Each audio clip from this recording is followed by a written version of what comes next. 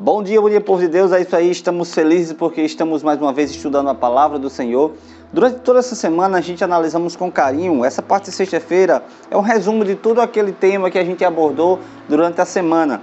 Então, a gente estudou sobre as raízes da inquietação, a gente vimos algumas coisas que a gente precisa excluir da nossa vida, lutar para que isso saia de dentro da gente, para que não destrua a nossa mente, não destrua o nosso relacionamento com nossos semelhantes, com o nosso cônjuge, com nossos filhos.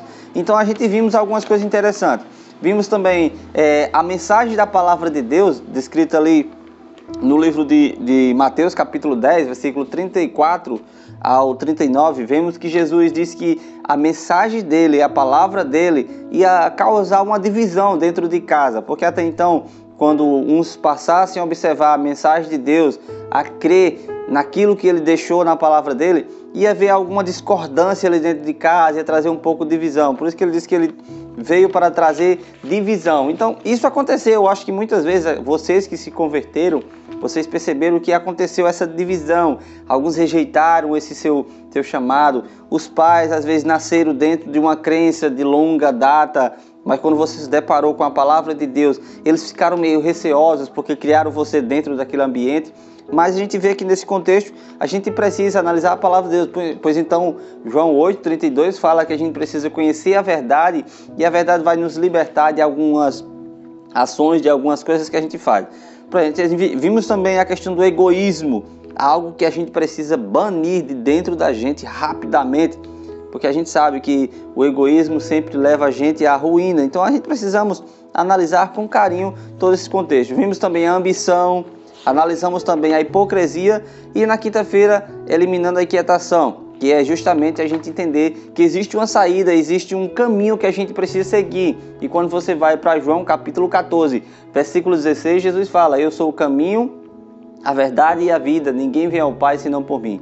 Então a solução para todos esses problemas, a preocupação na nossa mente, divisão dentro de família, de relacionamento, Jesus ele veio para trazer essa união, ele veio para unir a gente com Deus. A gente sabe que Isaías capítulo 59, versículo 1 fala que o pecado ele criou essa separação entre o ser humano e Deus, entre o humano e a divindade. Então ele veio unir o humano com o divino, veio trazer essa união e veio nos dar essa segurança. Nessa parte de segunda-feira tem um texto que eu quero ler com vocês, que é muito bom a gente ler. Diz assim: ao lidarmos com problemas entre membros da igreja, tem se alongado por horas a conversação entre as partes envolvidas. E não somente seu tempo tem sido perdido, mas os serviços de Deus são retidos para ouvi-los. Quando o coração de ambas as partes não estão subjugadas pela graça, se o orgulho e o egoísmo fossem postos de lado, 5 minutos bastaria para remover a maioria das dificuldades. Então, diante desse cenário que a gente vê, temos que eliminar duas coisas: o orgulho e o egoísmo. Se a gente fizéssemos isso, a conversa que a gente teria com essa pessoa, com essa parte que pecou, que caiu, ela seria eliminada. Então a gente precisa fazer isso mesmo. A gente somos pecadores.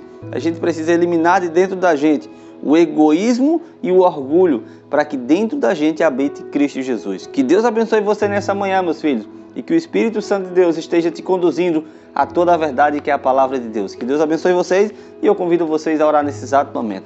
Grandioso Deus, eterno Pai, te agradecemos, Senhor, por essa palavra. Que teu Santo e bom Espírito venha habitar em nosso coração.